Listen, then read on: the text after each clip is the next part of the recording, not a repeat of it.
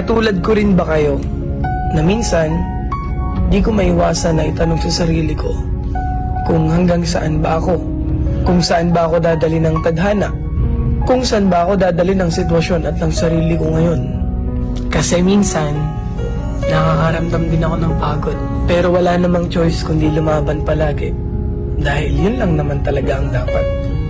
Kaya kung katulad lang din kita, lagi kang lumaban sa buhay, lagi kang magsumikap na maabot lahat ng mga bagay na gusto mo.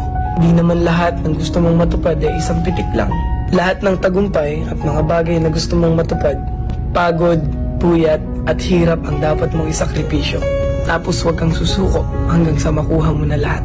Kaya ikaw, alam kong katulad lang din kita, lumalaban ng patas sa buhay, gumagawa ng paraan para maging maganda ang buhay, nagsasakripisyo para sa magandang pamilya, nagsasakripisyo para sa sarili at para sa pamilya.